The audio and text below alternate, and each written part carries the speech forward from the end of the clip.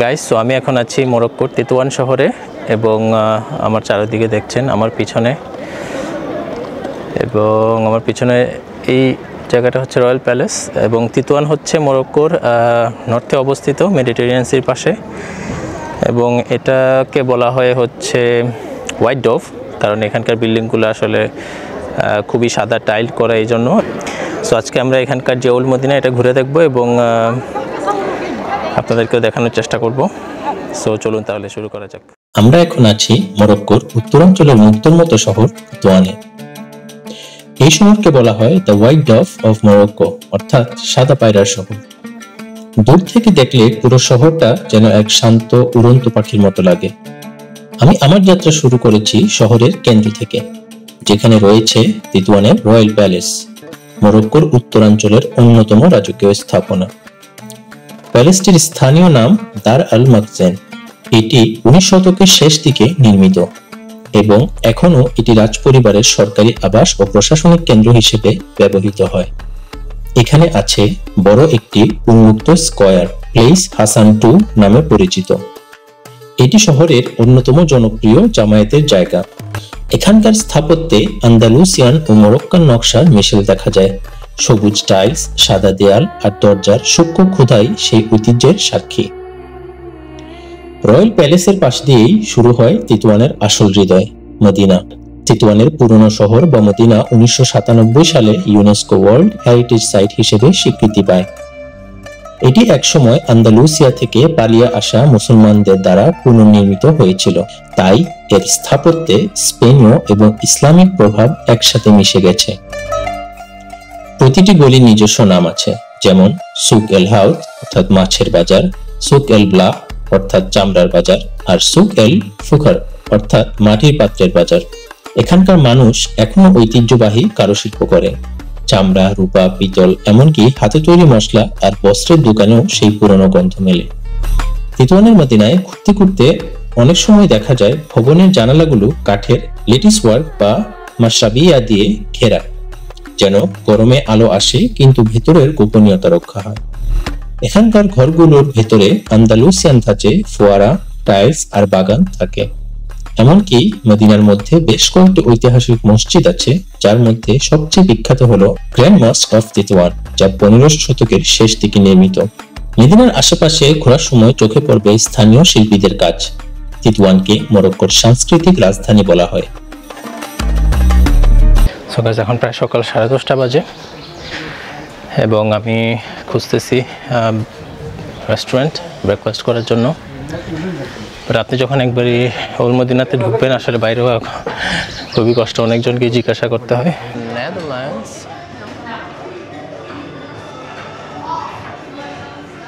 Guys, আমি এখন এইমাত্র এসে একটা রেস্টুরেন্টে বসলাম। রেস্টুরেন্টের নাম হচ্ছে ইম্পেরিয়াল, প্রতিষ্ঠিত হয়েছে 1930 সালে। সো আজকে এখন যে ব্রেকফাস্টটা অর্ডার করছি, এটা হচ্ছে একটা মেনু হচ্ছে তেতুয়ানিস এবং একটা হচ্ছে মারোকান। তো তেতুয়ানিস হইতেছে যে এই তেতুয়ান শহরের নিজস্ব একটা ব্রেকফাস্ট। সো আমি অর্ডার করছি এবং এখন ওয়েট করতেছি খাবারের জন্য। সো গাইস, ব্রেকফাস্ট এসে গেছে আমার সামনে। এখন যেটা সেটা হচ্ছে এটা হচ্ছে তেতুয়ানি ব্রেকফাস্ট। এখানে হচ্ছে 2টা এগস, তারপরে হচ্ছে ড্রাইড মিট, সসেজ, চিজ এবং 2-3 টাইপের সালামি বা যে সসেজ।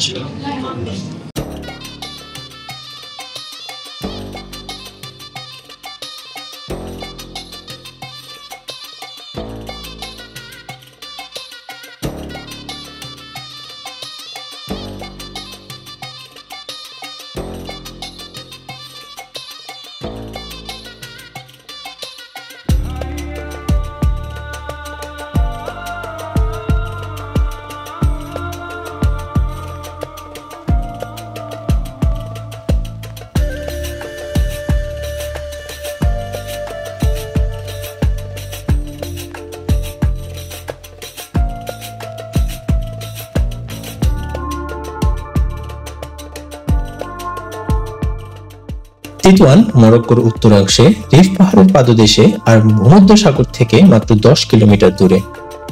শহরটা ছোট হলেও এর ঐতিহ্য বিশাল। 15 শতকে স্পেনের আন্দালুসিয়া থেকে বিতাড়িত মুসলমান ও ইহুদিরা এসে এখানে নতুন করে বসতি গড়ে তোলে। তাই তিতুয়ান হচ্ছে সেই বিরল জায়গাগুলোর একটি যেখানে আন্দালুসিয়ান, বারবার, ইহুদি আর আরব সংস্কৃতি একসাথে মিশেছে। শহরের এই মদিনা একসময় ছিল আন্দালুসিয়ান স্থপতিদের হাতে নির্মিত।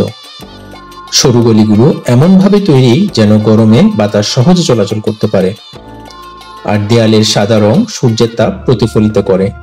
তাই এমন গরম দেশেও এখানকার ঘরগুলো ঠান্ডা থাকে। একে বলে কোল্ড ডিজাইন উইদাউট টেকনোলজি। সত্যি চমৎকার। স্থানীয়দের বিশ্বাস সাদা রং শুধু সৌন্দর্য নয়, বরং শান্তি, পবিত্রতা আর ঐক্যের প্রতীক। আর এই কারণেই তিতুয়ান মরক্কোর সবচেয়ে পরিচ্ছন্ন শহরগুলোর একটি। তিতুয়ানে আছে মরক্কোর প্রথম ফাইন আর্টস স্কুল। এখান থেকেই মরক্কোর অনেক বিখ্যাত শিল্পী ও সঙ্গীত শিল্পী তাদের যাত্রা শুরু করেন। প্রতি বছর এখানে হয় আর্ট এক্সিবিশন, মিউজিক ফেস্টিভ্যাল আর হস্তশিল্প মেলা, যা শহরের সাংস্কৃতিক প্রাণকে জীবন্ত রাখে। আরেকটা অজানা তথ্য হলো তিতুয়ানই ছিল 1913 থেকে 1956 সাল পর্যন্ত স্প্যানিশ প্রোটেক্টরেটের রাজধানী। তাই শহরে এখনো স্প্যানিশ ভাষা প্রচলিত, আর অনেক রাস্তায় দেখা যায় স্প্যানিশ স্থাপত্যের প্রভাব। এখানকার কিছু ভবনে আজও আছে স্প্যানিশ ব্যালকনি, লাল টালি ছাদ আর রেনেসাঁ স্টাইলের জানালা। এখানকার ঘরগুলোর ছাদ একে অপরের সাথে যুক্ত। একসময় মহিলারা ছাদের উপর দিয়েই এক বাড়ি থেকে আরেক বাড়িতে যেতেন, রোদে পোশাক শুকাতেন কিংবা প্রতিবেশীদের সঙ্গে আড্ডা দিতেন। এটা যেন শহরের নিজস্ব এক গোপন নেটওয়ার্ক।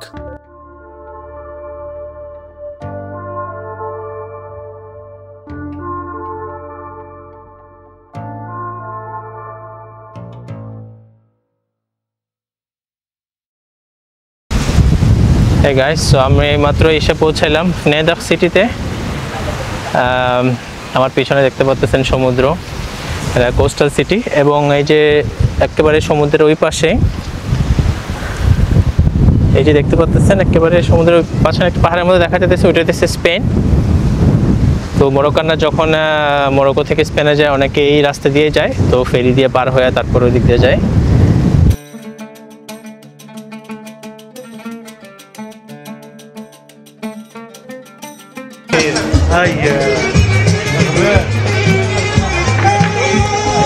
সো গাইস, আমি এখন যে মার্কেটে হাঁটতেছি ওটা হচ্ছে নেদাক সিটির একটা ওপেন মার্কেট, এবং এখানে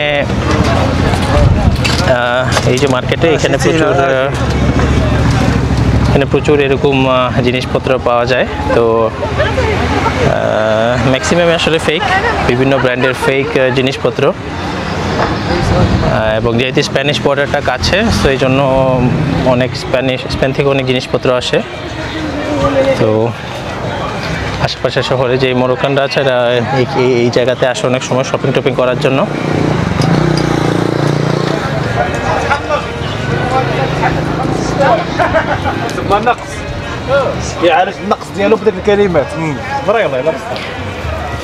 আসলে এইসব রাস্তায় হাঁটলে মনে হয় যে মানে অন্যরকম একটা ভাইব আছে, মানে তবে আপনাদেরকে এখানে সাবধান থাকতে হবে।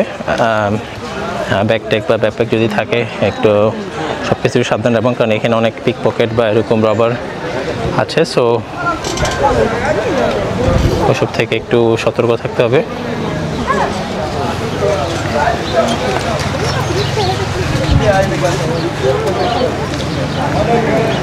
এবং এই বাজারের এই যে রাস্তার উল্টা দিকে ডান পাশে কিন্তু আসলে সমুদ্র, মানে খুবই ডিফারেন্ট এবং খুবই সুন্দর একটা জায়গা। যদিও এগুলো বাইরে খুব একটা হাইলাইট হয় না, কিন্তু দেখা যায় যে মানে অনেক বিখ্যাত যে পর্যটন প্লেসগুলো আছে এর থেকেও দেখা যায় যে এটা অনেক বেশি সুন্দর, বাট আসলে অনেকেই জানে না বা চিনে না।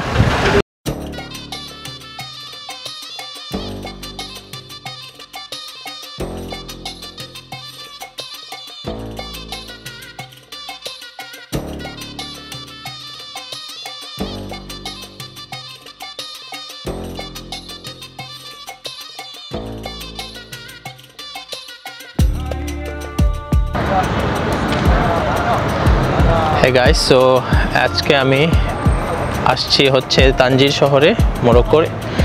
এটা হচ্ছে মরক্কোর একটি কোস্টাল সিটি।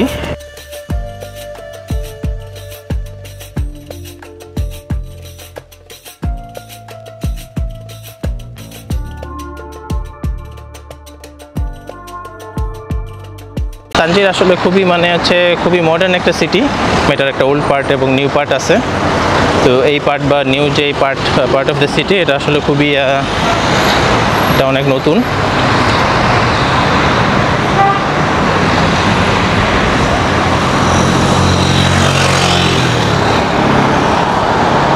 এবং এটা খুবই টুরিস্টিক একটা প্লেস।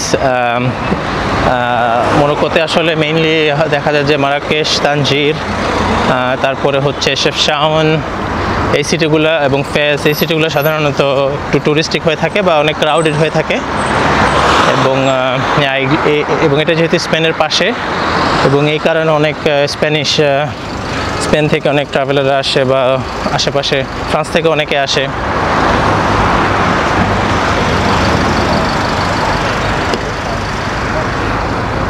আমার সামনে বিশাল এক সমুদ্র।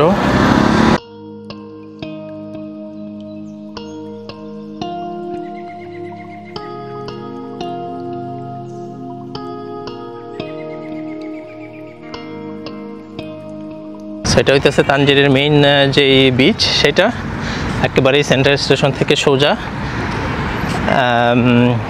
5-10 মিনিটের হাঁটা দূরত্ব। এবং রিসেন্ট ইয়ার্সে আসলে তানজিরের অনেক ডেভেলপমেন্ট হয়েছে।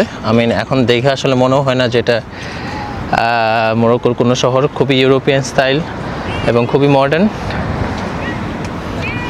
এবং আপনারা এখানে কিছু ঘোরাও দেখবেন।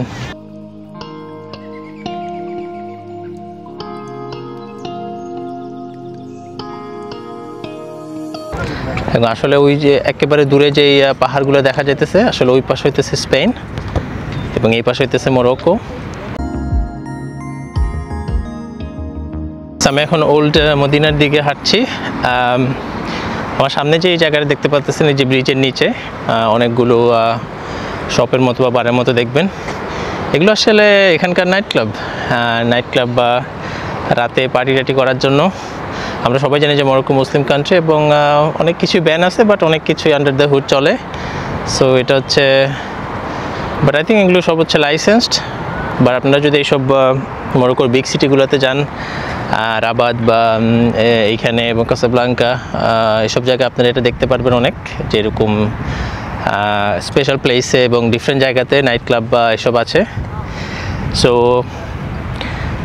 এনজয় করার মতো অনেক কিছুই আছে, জাস্ট আপনাদেরকে দেখানোর জন্য।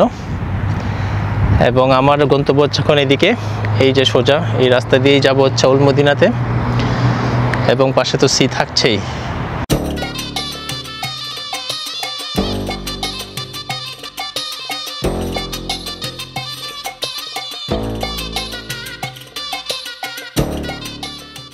তানজির সেই জায়গা যেখানে আফ্রিকা ও ইউরোপ একে অপরের মুখোমুখি। শুধু 14 কিলোমিটার দূরে স্পেন, আর পরিষ্কার দিনে চোখে দেখা যায় ইউরোপের পাহাড়ি রেখা। একসময় এটি ছিল একটি দুর্গনগর, যা ভূমধ্যসাগরীয় বাণিজ্যের অন্যতম কেন্দ্র ছিল। পরবর্তীতে পর্তুগিজ ও স্প্যানিশ শাসনের প্রভাবে এর স্থাপত্যে ইউরোপীয় নকশার মিশ্রণ দেখা যায়। দরজা ও জানালায় দেখা যায় আন্দালুসিয়ান আর মরিশ কারুকাজ, কাঠে খোদাই, রঙিন টালি আর লোহার নকশা। কিছু ভবনের দরজায় রঙিন প্রতীক বা হ্যান্ড অফ ফাতিমা ঝুলে থাকে। এটি অশুভ শক্তি থেকে রক্ষা করে বলে ধরা হয়।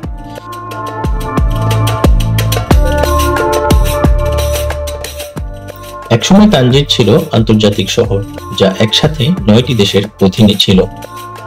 গুপ্তচর, কূটনীতিক আর লেখকদের কেন্দ্র ছিল এটি, যেন রহস্যময় এক ইউরোপীয় আফ্রিকান শহর। তানজিরের পুরনো মদিনা 14 শতকের।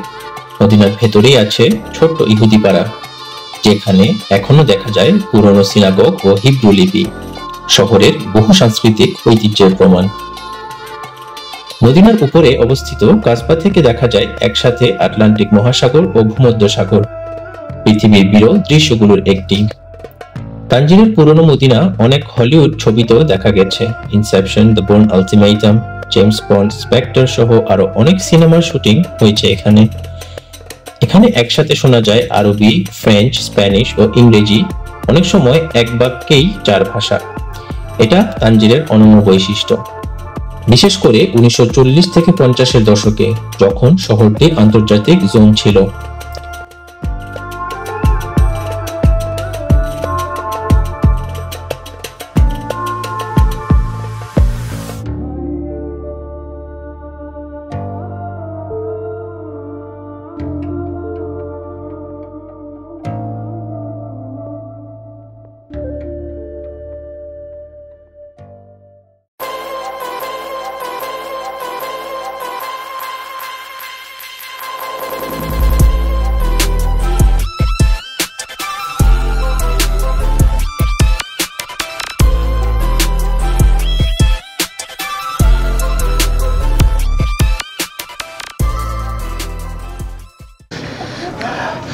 সো গাইস, আমি এসে গেছি এখন ক্যাফে হাফাতে, এবং ক্যাফে হাফা প্রতিষ্ঠিত হয় 1921 সালে।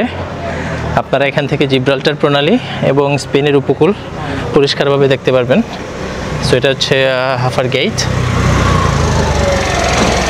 আমি এখন ভিতরে ঢুকবো। আমি এখন যাচ্ছি ক্যাফে হাফাতে। ভাবুন তো, সমুদ্রের দিকে মুখ করে টেরেসে বসে, সামনে আটলান্টিক মহাসাগরের নীল ঢেউ আর হাতে এক কাপ মেন চা। এটি তানজিরের সবচেয়ে পুরনো ক্যাফেগুলোর একটি, যেখানে এখনো একই আসবাব, একই দৃশ্য আর একই প্রশান্তি টিকে আছে। ক্যাফেটি অবস্থিত মদিনার উত্তরে কাসবা এলাকার কাছেই।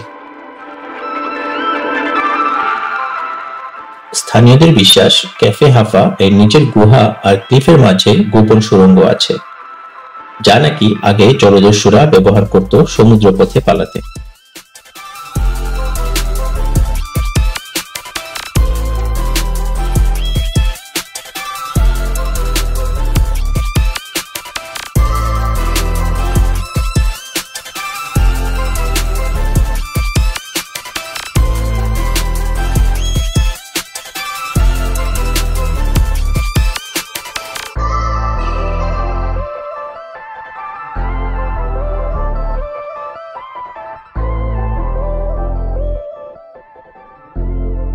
আমি আসলে এখন ক্যাফে হাফাতে বসি নাই, কারণ খুবই ভিড়, খুবই ফেমাস জায়গা, তো সবসময় এটা ফিল আপ থাকে, ম্যাক্সিমামই ট্যুরিস্ট। সো এই জন্য আর এখানে বসা হয় নাই, চলে যাইতেছি। সো এখন আমার নেক্সট গন্তব্য হচ্ছে হারকিউলিস কেভ। এটা হচ্ছে তানজির শহরেই অবস্থিত, একটু বাইরে। সো আমরা ওখানে যাব, খুবই ইন্টারেস্টিং জায়গা। চলুন তাহলে।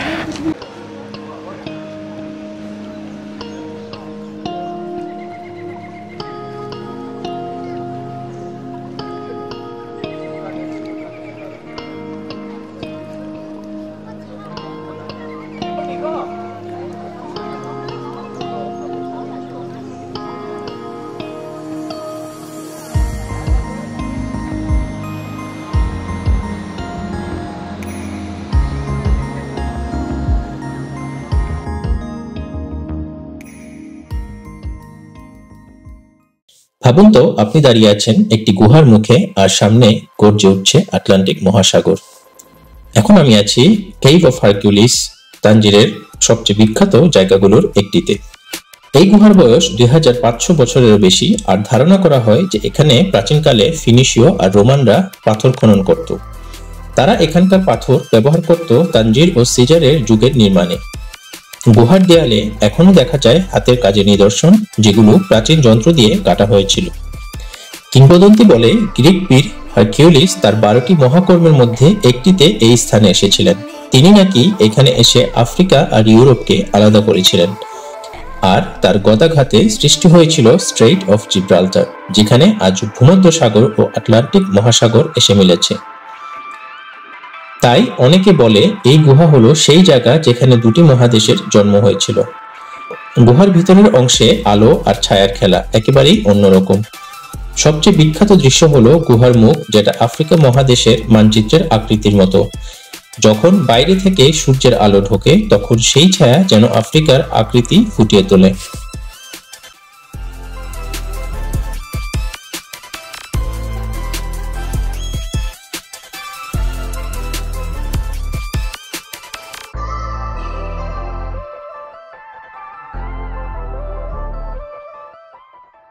হারকিউলিস গুহা অবস্থিত কেপ স্পার্টেল এলাকায়, তানজির শহরের কেন্দ্র থেকে প্রায় 14 কিলোমিটার দূরে। এটি সমুদ্রপৃষ্ঠ থেকে প্রায় 30 মিটার উঁচু ক্লিফের মধ্যে অবস্থিত।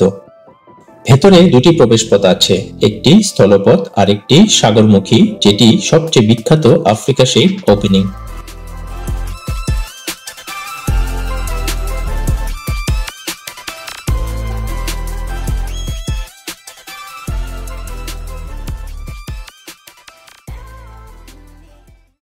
উত্তর মরক্কো এমন একটি জায়গা যেখানে পাহাড় মিশে গেছে সমুদ্রের সঙ্গে, আর সময় যেন ধীরে ধীরে হাঁটে পুরনো গলির ভেতর দিয়ে।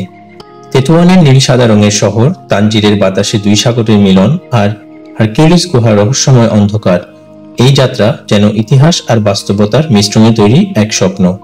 আর ভিডিওটি ভালো লেগে থাকলে লাইক, শেয়ার ও সাবস্ক্রাইব করে আমার চ্যানেলের পাশে থাকুন। আবার দেখা হবে অন্য কোনো শহরে নতুন কোনো গল্প নিয়ে।